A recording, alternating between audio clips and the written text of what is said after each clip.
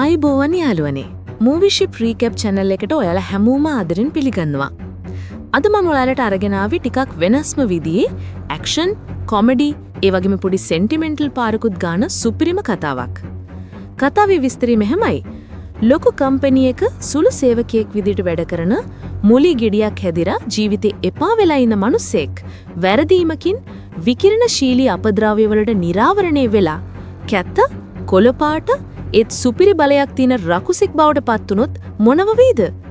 තමන්ගේ සුළු පුතව බේරගන්නත් නගරෙම විනාශ කරන දූෂිත කම්පැනි එක හොර වැඩ එලිතරව් කරන්නත් එයාට සිද්ධ වෙනවා.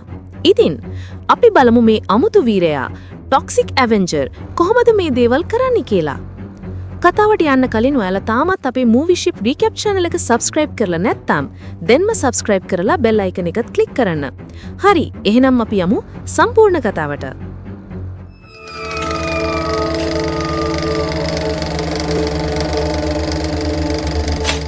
කතාව පටන් ගන්නෙම ඩොරති කියලා කෙල්ලෙක්ගෙන්. එයා වැඩ කළේ BTH කියන කම්පැනියට. දවසක් රෑ එයා වාර්තාකාරයෙකුණු මෙල්වින්ව හම්බ වෙන්න ගියා. එතනදි තමයි දැනගන්න ලැබුණේ BTH කම්පැනියෙන් විකිරණශීලී අපද්‍රව්‍ය ගොඩක් ගඟට දානවා කියලා. ඒ හින්දා ඒ පැත්තේ සත්තුන්ට අමුතු වෙනස්කම් වෙන්න පටන් අරන් තිබුණා. මිනිස්සුත් ලෙඩ වෙන්න පටන් අරන්. මෙල්වින් සහ ඩොරති එකතු වෙලා හිතුවා කම්පැනිය මේ හොර වැඩේ එලිදරව් කරනවා කියලා. යාළගේ නරක වැඩ ලෝකෙටම පෙන්වන්න තමයි හැදුවේ. ඒත් එක්කල යාලා කැමරාවෙන් දැක්කා කිලර් නට්ස් කියන කල්ලියක් බිල්ඩින් එක වට කරලා. මේක හරිම දරුණු කල්ලියක්. යාලා වැඩ කළෙත් BTH කම්පැනියටම තමයි. මෙල්වින් ඉක්මනට ඩොරතිට පැනලා යන්න කිව්වා. එයාම කෑ ගහලා කල්ලිය අවදානේ යාඩේ පෙට්ටට ගත්තා. ඩොරතිට පැන ගන්න පුරුවන් වෙන්න. අඩුම ගානේ මේ සාක්ෂි ටිකවත් ලෝකෙට පෙන්න ගන්න ඕන නිසා. ඩොරති දුවගෙන ගියෙත් පඩිපෙළ උඩ කල්ලිය කට්ටිය හිටියා. ඒ නිසා එයා පැන ගන්න ඕන ගමට වැටෙන් පහලට පැන්නා. එයා බිමට පැනපු ගමන් දැක්කේ එයාගේ හાર્ඩ් ඩිස්ක් එක කැඩිලා. කම්පැනියට විරුද්ධව සාක්ෂි තිබුණේ ඒකේ. අනිත් පැත්තේ නර කල්ලියේ දොර කඩාගෙන මෙල්වින්ගේ ඔෆිස් එකට රිංගලා එයාට වෙඩි තිබ්බා. මෙල්වින් ආයේ නැගිටිද්දි ආයෙමත් වෙඩි තිබ්බා. එයා ඒත් නැගිටිද්දි උල් ආයුධයකින් පහර දීලා එයාව ජනේලෙන් එළියට විසික්කලා. එළියේ ඩොරති දුවමින් ඉන්නකොටම මෙල්වින්ගේ මොළ සිරුර එයා ඉස්සරහටම වැටුණා. බයටම එයාගේ ඇඟේ ලේ වතුර වෙලා එතනින් පැනලා දිව්වා. ඊට පස්සේ අපිට පේන්නේ වින්ස්ටන් කියලා මිටි කෙනෙක්ව. එයාගේ බිරිඳ මැරිලා. එයා තමයි එයාගේ සුළු පුතා වුණු වේඩ්ව බලාගත්තේ. ඒ දෙන්න අතර ලොකු කතා බහක් තිබුණේ නෑ. ගෙදරින් එළියට බහිද්දි වින්ස්ටන් දැක්කා ස්පෙන්ස් කියලා සල්ලිකාරයෙක් එයාගේ අල්ලපු ගෙදර ඩේසිට කරදර කරනවා. එයා ඩේසිට බල කර හිටියේ ගේ විකුණන්න කියලා. ස්පෙන්ස් ඩේසිගේ පූසවත් උස්සගෙන මම පස්සෙන්නම් පේපර්ස් අරගෙන එතකම් මේ පූස මහගාව ඉඳී කියලා තර්ජනය කළා. ඒත් යන ගමන් එයා ඩේසිගේ පූසව පාර මැද්දට විසිකලා. වින්ස්ටන් දුවගෙන ගිහින් පූසව බේරගන්න හදද්දිම ඉස්සරහින් වේගෙන් වාහනයක් ආවා. එයා යන්තම් අනතුරෙන් බේරුනේ. වේඩ් වින්ස්ටන් එක්ක තරහෙන් හිටියේ. ඇයි ඔයා ඩේසිට උදව් නොකළේ කියලා. වින්ස්ටන් කිව්වා ඒගොල්ලෝ සල්ලිකාර මිනිස්සු. අපි එයාලට මුකුත් කරන්න බෑ කියලා. එයා BTH ෆැක්ටරියේ පිරිසිදු කරන කෙනෙක් විදිහට තමයි වැඩ කළේ. එදා ෆැක්ටරියේ ලොකු සයිරන් සද්දයක් ඇහුණා. මිනිස්සු කෑ ගැහුවත් එයා ඒක ගණන් ගත්තේ නෑ. වැඩ ඉවර වෙලා එයාට ඇඟට සනීපක් දැනුනේ නෑ. ඉතින් එයා දොස්තර කෙනෙක් හම්බ වෙන්න ගියා. ඔළුවේ CT ස්කෑන් එකක් කරාම තමයි දැනගත්තේ එයාට මොලේ ගෙඩියක් තියෙනවා. ඒක ගොඩක් දුරට පැතිරිලා කියා. දොස්තර කිව්වා එයාට තව තියෙන්නේ අවුරුද්දයි. මේ තත්ත්වයට සැත්කමක් කරන්න බෑ. අනිත් ප්‍රතිකාර හරිම ගණන් කියලා. වින්ස්ටන් එයාගේ රක්ෂණ සමාගමට කතා කළාම එයාලත් ප්‍රතිකාරවල වියදම දෙන්න බෑ කිව්වා. ඒක අහලා වින්ස්ටන් සම්පූර්ණයෙන්ම කඩාගෙන වැටුණා. අනිත් පැත්තෙන් BTH කම්පැනි අයිතිකාරයා වුණු රොබර්ට් හොඳටම තරහින් හිටියේ එයාගේ කම්පැනියේ කොටස් මිල පහළ යන නිසා. එයා නීති විරෝධී කල්ලිවරුට සල්ලි දෙන කතාව මාධ්‍යවල පැතිරෙමින් තිබුණා. ඒ වගේම විකිරණශීලී අපද්‍රව්‍ය ගංගාවලට දානවා කියලත් කතා පැතිරුණා. එයාගේ සහෝදරයා ෆ්‍රිට්ස් තමයි කම්පැනියේ ආරක්ෂක ප්‍රධානියා සහ කිලර් නට්ස් කල්ලිය පාලනය කළේ. රොබර්ට් ටීවී එකෙන් දැක්කා ඩොරති තාම ජීවතුන් අතර කියලා. එයා තරහට ටීවී එක කඩලා දැම්මා. එයා ෆ්‍රිට්ස්ට කිව්වා මුලින්ම අර කෙල්ලව අල්ලගන්න එයා ගාව අපි ගැන සාක්ෂි තියෙනවා කියලා. ෆ්‍රිට්ස් ඉක්මනට කල්ලිය හම්බ වෙලා මට ඉක්මනටම අර කෙල්ලව ඕන කිව්වා. ඒ පාර කල්ලියේ කට්ටිය ඩොරතිගේ ගෙදරට පැන්නා. එයාලා ඇතුලේ හැමදේම කඩලා බිඳලා දැම්මත් ඩොරතිව හම්බ වුණේ නැහැ. ඩොරති ඉස්සරහා බිල්ඩින් එකක් පිටිපස්සේ හැංගිලා මේ ඔක්කොම බලන් හිටියා. කල්ලිය ගියාට පස්සේ එයා ගෙදර ආවා. එයාගේ කාමරේ හිටපු යාළුවට එයාලා හොඳටම ගහලා තිබුණා. එයා සමාව ඉල්ලලා බිම යටින් යාගේ බෑග් එක අරගෙන ආයේ මෙහෙ එන්නේ නෑ කියලා එතනින් ගියා. ඉස්කෝලේදී වේඩ්ගේ නැටුම් තරංගේ එච්චර හොඳට ගියේ නෑ. ඉතින් ගෙදරදී වින්ස්ටන් විහිළු ඇඳුම් ඇඳගෙන එයා වෙනුවෙන් නටලා එයාගේ මූඩ් එක හදන්න හැදුවා. ඒත් වේඩ් තාමත් දුකෙන් හිටියේ. එයා මේසේ උඩ තුබුණු වෛද්‍ය ෆයිල් එකක් දැකලා ඒක කියවන්න හැදුවා. ඒත් වින්ස්ටන් ඉක්මනට ඇවිත් ඒක අරගත්තා. පස්සේ එයා ඒ ෆයිල් එක කුණු බක්කියට දාලා දුකෙන් බාර් එකකට ගියා. එතනදී එයා දැනගත්තා ළඟපාත උත්සවයක් තියෙනවා එතනට BTH කම්පැනියේ CEO රොබර්ට් එනවා කියලා. වින්ස්ටන් හොරෙන්ම එතනට ගිහින් රොබර්ට්ව හම්බ වුණා. සර් මම අවුරුදු 12ක් ඔයාගේ කම්පැනියට වැඩ කළා. කාටවත් කරදරයක් කළේ නැහැ පාඩුවේ වැඩ කරගෙන හිටියා. ඒත් කම්පැනියෙන් ලැබුණු රක්ෂණයෙන් මගේ ලෙඩේට සල්ලි දෙන්නේ නැහැ කියලා කිව්වා. රොබර්ට් බොරු බලාපොරොත්තුවක් දීලා බය වෙන්න එපා කම්පැනියෙන් ඔයාගේ සම්පූර්ණ වියදම දරයි කියලා කිව්වා. එයා යාගේ සහායිකාවට කිසිට මේක බලා ගන්න කිව්වා. කිසි වින්ස්ටන්ව එල්ලියට කියලා සර් පොඩ්ඩක් එන්න කියලා යාගේ මූණටම දොර වැහුවා. ඇතුලේ රොබර්ට් සහ කිසි එයාට hina වුණා. තරහින් වින්ස්ටන් රෑ BTH ෆැක්ටරියට ගියා. ඩොරතිත් එතනම හැංගිලා හිටියා. වින්ස්ටන්ට ගේට්ටුව ඇරනව දැකපු ගමන් එයා දුවලා ඇතුළට පැන්නා. ඒත් එක්කම අනවසරෙන් ඇතුළු වුණා කියලා සයිරන් එක වැදුනා. ෆ්‍රිට්ස් ඉක්මනටම කල්ලියට කතා කළා. ඩොරති සාම්පල් එකක් ගන්න හදද්දී වින්ස්ටන් එයාගේ කොස්ස විකිරවශීලී ද්‍රව්‍යයක දැම්මා. එයා මුරකරුට "තෝගේ මූණේ මේක ගානවා. තෝ පිළිකාවකින් මැරෙන්න" කියලා බැනලා ලොකර් කාමරයට ගිහින් බෑග් එකට සල්ලි පුරව ගන්න පටන් ගත්තා. එළියට බහින්දි එයා ඩොරතිව හැප්පුණා. ඒ පාර ඩොරතිගේ සාම්පල් එක වින්ස්ටන්ගේ බෑග් එක උඩට වැටුණා. ඒ එක්කම සල්ලි ඔක්කොම පිච්චිලා ගියා. කල්ලිය එතනට එද්දි දෙන්නම දුවන්න ගත්තා. ඉස්සරහ පාර වහලා තිබුණත් ඩොරති ඉක්මනට කම්බියුඩින් පැනලා වින්ස්ටන්ට අත දුන්නා.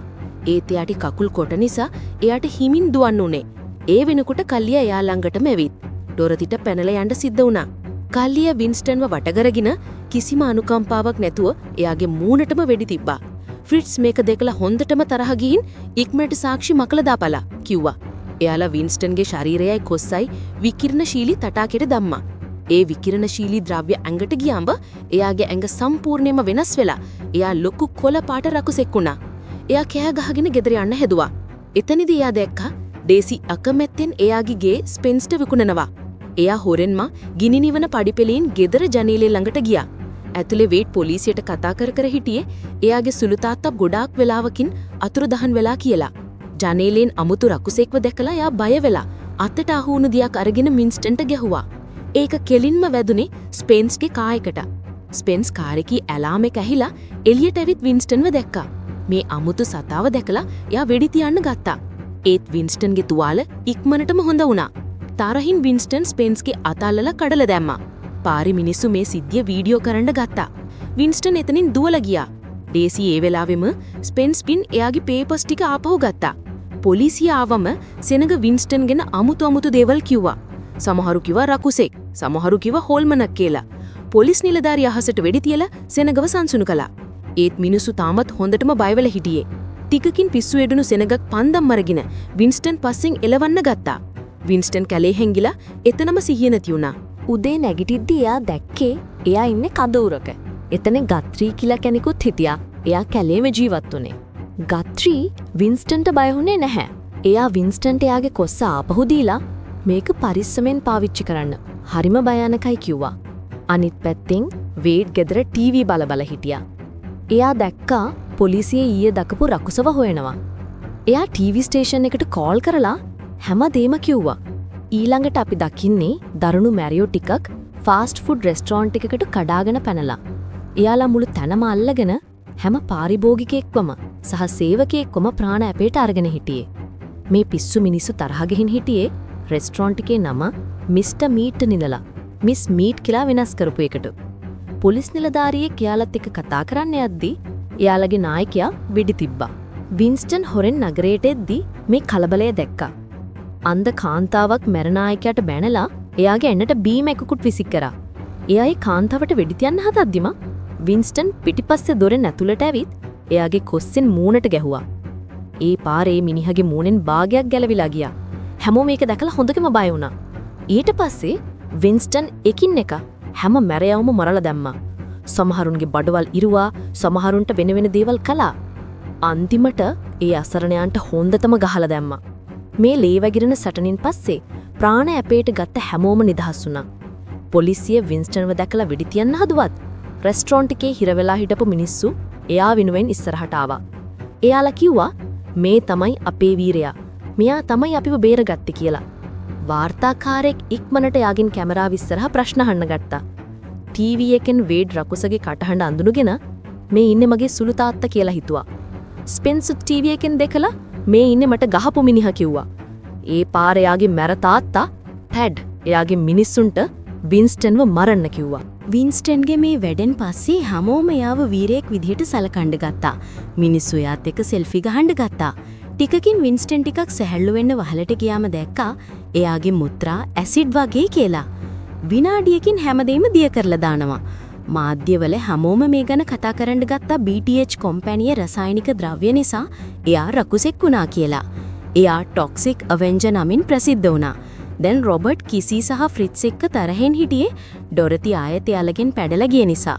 ඒ වගේම වින්ස්ටන්ගේ ගේට්ටුව ඇරුණට පස්සේ ඩොරති ඇතුළට ගිය නිසා වින්ස්ටනුත් එයාට උදව් කරනවා කියලා එයාට හිතුණා. මේ කුළුපාට යක්ෂයාගේ නම එයාගේ කොම්පැනියත් එක්ක සම්බන්ධ වෙනවටත් එයා කැමතුනේ නෑ. හැමතැනම එයාගේ කොම්පැනිය ගැන නරක කතා පැතිරෙමින් තිබුණා. ටිකක් හොඳට බැලුවම එයාට තේරුණා මේ රකුසා සහ එයාගේ පිරිසිදු කරන සේවකයා දෙන්නම එකම කෙනෙක් කියලා. මොකද දෙන්නම එකම සාය ඇඳගෙන හිටියේ. රොබර්ට් විද්‍යාඥයෙක්ගෙන් ඇහුවා මේක උනේ කොහොමද කියලා. එයා කිව්වා මේ වෙනස අහම්බෙන් වුණේ.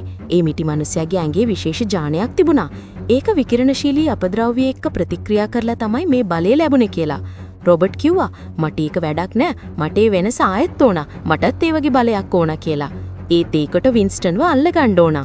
අනිත් පැත්තෙන් ඩොරති වින්ස්ටන්ගේ හැඳුනුම්පත පාවිච්චි කරලා එයාගේ ගෙදරට ගියා. වේඩ්යාගේ සුළු තාත්තගේ හැඳුනුම්පත දැකලා ඇතුළට එන්න දුන්නා. ඩොරති එදා රෑ ෆැක්ටරියේ වුණු හැමදේම කිව්වා. ඇත්තටම ඩොරතිගේ අම්මත් මැරිලා තිබුණේ මේ විෂ අපද්‍රව්‍ය නිසා. ඒත් එක්කම මැරියෝ ටිකක් දොර කඩාගෙන ඇතුළට පැන්නා. ඒ ඩොරති වේඩ්ව ජනේලින් පන්න ගන්න සමත් වුණා. හැබැයි එක මැරෙක් දුර ඉඳන්ම වේඩ්ගේ කකුලට චිප් එකක් ගැහුවා. යා ඉන්න තැන දැනගන්න. පාරේදී ඒ දෙන්න වින්ස්ටන්ව හැප්පුණා. වින්ස්ටන් දැන් වේඩ්ට මට පිළිකාවක් තියනවා කියලා කිව්වා. ඒත් එක්කම තැඩ්ගේ මිනිස්සු ඇවිත් වින්ස්ටන්ට වෙඩි තියන්න ගත්තා. ඩොරති ඉක්මනට වේඩ්ව එතනින් බේරගත්තා. වින්ස්ටන් දරුණු විදිහට සැටන් කරලා එක මිනිස්සෙක්ව කොස්සෙන් මාරලා දුවන්න ගත්තා. කැලේදි වේඩ්ට බීප් සද්දයක් ඇහිලා දෙන්නම ට්‍රැකර් එක දැක්කා. ඉක්මනටම කිලර් නට්ස් කල්ලියේ මැරිව ඇවිත් දොරතිට වෙඩි තියලා වේඩ්ව අල්ලගත්තා. වින්ස්ටන් පරණ බිල්ඩින් එකක හැංගිලා එයාගේ තුවාල බැලුවා.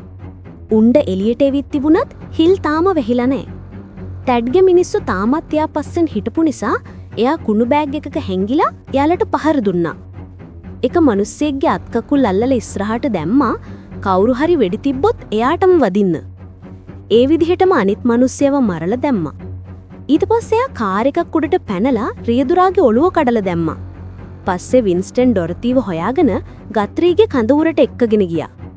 ගත්‍රී කිව්වා එයා ඉස්සර දොස්තර කෙනෙක් ඒත් දැන් මොකුත් කරන්න බෑ කියලා. වින්ස්ටන් යාගෙම ලේ ඩොරතිගේ තුවාලෙට දැම්මා.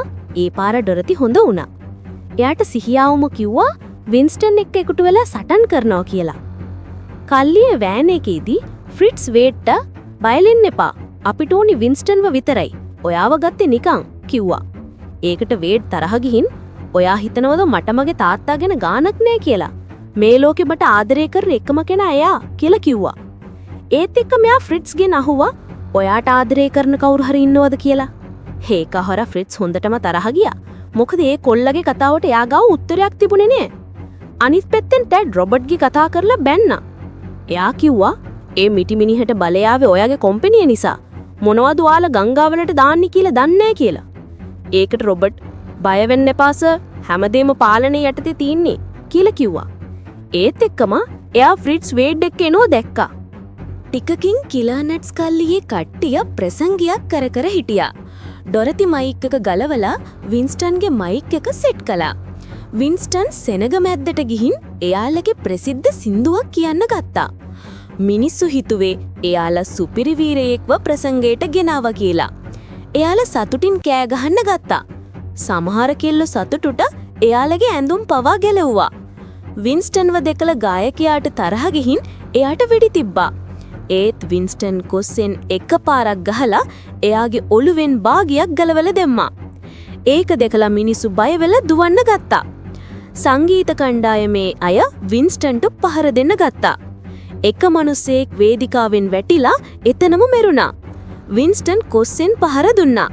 ඒක එක සංගීත ශිල්පියෙක්ගේ ඔළුව පසාරු කරගෙන ගිහින් ඩීජේගේ මික්සර් එකත් විනාශ කළා. ඒ පාර අසරණ ඩීජේටත් විදුලිසර වැදුනා. ඊට පස්සේ එයා ගිටා ගහපු මැරියට පහර දීලා එයාව බිම දාලා එයාගේ රෙවුල කඩලා කටේ උබන්න ගත්තා. මේ ඔක්කොම දැකලා මිනිස්සු පුදුම වෙලා බයෙන් බලාගෙන හිටියා. දැන් එයාලට හිතුනේ එයාලගේ වීරයත් රකුසෙක් කියලා. ඊට පස්සේ වින්ස්ටන් හැමෝම ඉස්සරහින් ඇත්ත කිව්වා. ඇත්තටම මේ සංගීත කණ්ඩායමේ ඉන්නේ ඔක්කොම මැරයෝ. එයාලා BTH කම්පැනියට වැඩ කරන්න කියලා හැමෝගෙම හොර වැඩ එළිදොරව් කළා. අන්තිම කෙනා දුවන්න හදද්දි ඩොරති එයාගේ ඔළුවට ලීයකින් ගැහුවා. වින්ස්ටන් එයාගේ මූණු ආවරණය ගලවලා "වේට් කොහෙද?" කියලා ඇහුවා. ඒ මැරයාගේ ඔළුව හරියට පොඩි ළමයෙක්ගේ වගේ. ඒත් එයා වේඩ් ඉන්න තැන කිව්වා. ටිකකින් වින්ස්ටන් සහ ඩොරති රොබර්ට්ගේ බංගලාවට ගියා. වින්ස්ටන් එයාගේ ඇහැ ගලවලා ඒ ප්‍රදේශය ස්කෑන් කරලා බැලුවා කොහේ හරි අනතුරක් තියෙනවාද කියලා. එයා දැක්කා ඉස්සරහම මුරකරු දෙන්නෙක් ඉන්නවා. ඩොරති එයාලත් එක්ක ආලවන්ත හංගීම් පාන්න ගියා. ඒ දෙන්න එයාව දැකලා කොච්චර උද්දාමයටපත් වුණාද කියනවනම් එකිනෙකාට වෙඩි තියාගත්තා. ඇතුලේ වේඩ්ව ගෙවත්තේ මඩුවක හිර කරලා හිටියේ. එයා වින්ස්ටන්ව දෙකලා අනතුර ගැන කියන්න හැදුවත් ඒ වෙනකොට පරක්කු වෙඩියේ. රොබර්ට්ගේ පිළිමියකින් එයාලට නිින්ද යන වායුවක් විද්දා. එයාලා දින්නටම ඒ උගුල තේරුම් ගන්න පරක්කු වෙඩියයි. එයාලට සිහියෙද්දි දැක්කේ විද්‍යාගාරයක බැඳිලා ඉන්නවා. විද්‍යාඥයෙක් වින්ස්ටන්ගේ ලේ අරගෙන රොබර්ට්ට සීරම් එකක් හදන්න හැදුවත් ඒක වැඩ කළේ නෑ. රොබර්ට් විද්‍යාඥයට "හරි යනකම් පරීක්ෂණ කරපන්" කියලා කිව්වා. ඊට පස්සේ වින්ස්ටන්ට ගොඩාක් වේදනාකාරී පරීක්ෂණවලට මුහුණ දෙන්න වුණා. අන්තිමට විද්‍යාඥයෝ යම් තාක් දුරට හරි ගිය සීරම් එකක් හැදුවා. ඒත් රොබර්ට් විද්‍යාඥයා කියන දේ ඇහුවෙවත් නැතුව ප්‍රශ්නේ මොකද්ද කියලා අහන්නේවත් නැතුව බෝතලේ අරගත්තා. ඒත් එක්කම ටෙඩ් එයාගේ මිනිස්සුත් එක්ක ඇවිත් නිවුස් දැම්මා. වින්ස්ටන්ගේ ප්‍රසංගේ සිද්ධිය මුළු මාධ්‍යවලම පැතිරිලා. නගරාධිපතිනියත් පැත්ත මාරු කරලා එයා BTH එකට තවදුරටත් උදව් කරන්නේ නැහැ කියලා නිවේදනය කරා. ටෙඩ්ට රොබර්ට්ට දඬුවම් දෙන්න ඕනේ උනේ එයා මේ ප්‍රශ්නේ හරියට විසඳුවේ නැති නිසා. ඉතින් රොබර්ට් තීරණය කරා සීරම් එක බීලා එයාම බලවත් වෙනෝ කියලා. එතකොට කවුරුත් එයාට තර්ජනය කරන්නේ නෑනේ. මුලදී ලොකු වෙනසක් උනේ නෑ. එයා ගොඩක් වේගවත් සහ ශක්තිමත් වුණා විතරයි. එයා ටෙඩ්වයි එයාගේ මිනිස්සුවයි තත්පර කීපයකින් මරලා දැම්මා. ඒත් හරිම දරුණු විදිහට. එයාගේ සහායිකාව කිසි එයා ළඟට එද්දී එයාගේ වෙනස්වීම සම්පූර්ණ වෙලා දැන් එයා රකුසෙක් වගේ පෙනුනේ. කිසියටත් සීරම් එකේ බොන්න ඕනේ වුණා. එතන තිබුණේ බින්දු කීපයක් විතරයි. එයා ඒ ටික බිව්වා. රොබර්ට් දැන් ටික කමුත්තක් දැනෙන්න ගත්තා. එතකොට තමයි විද්‍යාඥයෝ සීරම් එක තාම හරියට හැදිලා නැහැ කියලා කිව්වේ. කිසි තරහෙන් ඉක්මනට සර්ව හොඳ කරපල්ලා කිව්වා. රොබර්ට් මුරකරුවට කිව්වා හිර කරලා ඉන්න හැමෝවම මරලා දාපන් අර පොඩි කොල්ලවත් කියලා. ෆ්‍රිට්ස් ඒක අහලා කම්පණයටපත් වුණා. කිසි හැරිලා බලද්දි ෆ්‍රිට්ස් තේරුම් ගත්තා එයාට ටිකක් බලපෑමක් වෙලා කියලා. ඒත් එයාට ඒ අහිංසක කොල්ලව මරන්න ඕනේ උනේ නෑ. එයා මුරකරුවන්ව නවත්තලා මේ දැන් මගේ සහෝදරයා රොබර්ට් නෙවෙයි. මේ මම නොදන්න වෙන කෙනෙක් කිව්වා. ඒකට තරහ ගිය කිසි එයාගේ කකුල් දෙක මැදට පයින් ගහලා යකඩ පොල්ලකින් ගහන්න ගත්තා. ඩොරතිට ඇහුණා එයාලා වේඩ්ව මරන්න යනවා කියලා. එයා වින්ස්ටන්ව ෂටන් කරන්න උනන්දු කළා. අසරණ වින්ස්ටන් කොච්චර උත්සාහ කළත් දඟවල් කඩන්න බැරි වුණා. ඒත් එයාට මතකුණා එයා මුත්‍රා කරද්දි ඇසිඩ් දෙනවා කියලා. එයා ඩොරතිට "මැඩම් පොඩ්ඩක් අනිත් පැත්ත බලනවද" කියලා ඉක්මනට කලිසම ගලවලා දඟවැල් උඩට මුත්‍රා කළා. එයාගේ භයානක මුත්‍රා නිසා දඟවැල් දිය වෙලා ගියා. එයා දෙන්නමම නිදහස් කරගත්තා. ඩොරති සාක්ෂි විදියට කම්පියුටර් එකක් හොරකම් කළා. එළියේ මුරකරුවන් දෙන්නෙක් එද්දි වින්ස්ටන් කෑ ගහලා එයාලගේ අවධානය ගත්තා. එක්කෙනෙක්ට ගලකින් ගහලා මරලා අනිත් කෙනාට ගහලා සිහිය නැති කළා. අනිත් මුරකරු වෙඩි තිබ්බම ඒක වැරදීමකින් ගෑස් ටැංකියකට වැදිලා ලොකු පිපිරීමක් වෙලා මඩුව විනාශ වුණා. වින්ස්ටන් කම්පනයටපත් වෙලා වේඩ් මරුණ කියලා හිතුවා. එතකොට රොබර්ට් ඇවිත් එයාගේ භයානක පොරවකින් වින්ස්ටන් එක්ක සටන් කරන්න ගත්තා. එයාලගේ ආයුධ එකට පැටලිලා විකිරණශීලී කොස්සෙන් පොරව කැපුවා. ඒත් රොබට් ගාව වැඩිපුර ශක්තියක් තිබුණා. එයා වින්ස්ටන්ගේ ආයුධය විසික් කරලා එයාව පාලනය කරන්න හැදුවා. එයා වින්ස්ටන්ට දරුණු විදිහට පහර දුන්නා. ඒත් කොස්සෙන් පොරව කැපුණු තැනම එයාගේ බෙල්ලට වැදුනා. ඉතින් අසරණ වින්ස්ටන්ගේ ජීවිතය යන්තම් බේරුණා. වින්ස්ටන් අවස්ථාවෙන් ප්‍රයෝජනය අරගෙන කොස්ස ආයෙත් අරගෙන ඒකෙන් රොබට්ගේ මූණ පුච්චලා දැම්මා. දැන් රොබට් තේරුම් ගත්තා වින්ස්ටන් එයාට වඩා ශක්තිමත් කියලා. එයා දුවන්න ගත්තා වින්ස්ටන් එයා පස්සෙන්. අනිත් පැත්තෙන් කිසි ඩොරොතිට පහර දීලා දම්වැලකින් එයාගේ බෙල්ල හිර කරන්න ගත්තා. ටිකක් උත්සාහ කරාට පස්සේ ඩොරොති කොහොම හරි බේරිලා දැන් සම්පූර්ණයෙන්ම සටන් කරන්න සූදානම් වුණා. වින්ස්ටන් සහ රොබට් තවත් සටන් කරමින් හිටියා. කිසිගේ අවධානය එයාලා පැත්තට යද්දී ඩොරොති එයාගේ ඔළුවට ටොයිලට් සීට් එකකින් ගැහුවා. අන්තිමට එයාව බිම දාගත්තා. ඒ එක්කම රොබට් වින්ස්ටන්ව බිම දාගත්තා. රොබට් එයාව මරන්න හදද්දිම ඩොරොති එයාට ටොයිලට් සීට් එකකින් ගැහුවා. ඒත් රොබට් පරාජය බාර නොගෙන පහර දෙද්දි වැරදීමකින් විෂ අපද්‍රව්‍ය ටැංකිය එක හිලක් හැදුවා. දැන් වින්ස්ටන් යාගේ පොරව කඩලා දිගටම එයාට ගහන්න ගත්තා. එයා රොබට්ගේ බෙල්ල අරගත්තා. ඒ එක්කම වේඩ් ඇවිත් වින්ස්ටන්ට පළවෙනි වතාවට තාත්තා කියලා කතා කළා. ඇත්තටම ෆ්‍රිජ් රහස් සොමගකින් වේඩ්ව බේරගෙන.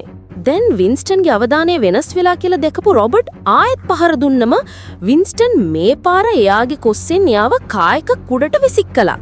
එයාගේ ඔළුව කායකේ බොනට් එක ඇතුළට ගියා.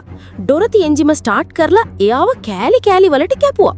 පස්සේ වින්ස්ටන් වේඩ් ළඟට යද්දි කිසි පිටිපස්සේ නැවිත් එයාට පිහියෙන් නැන්නා. ෆ්‍රිට්ස් එයාව නවත්තන්න ආවත් කිසි එයාගෙත් බෙල්ල කැපුවා. ඊට පස්සේ වින්ස්ටන් කිසිව අල්ලගෙන දෙන්නම විකිරණශීලී අපද්‍රව්‍ය උඩට වැටුණා. ලොකු පිපිරීමක් වෙලා කිසි මැරුණා. ටික දවසකට පස්සේ වින්ස්ටන් රෝහලක නැගිට්ටා. අර බර්ගර් කඩේ හිටපු අන්ධකාන්තාවත් එතන හිටියා. එයා ඇත්තටම රහස් ඔත්තුකාරියක්.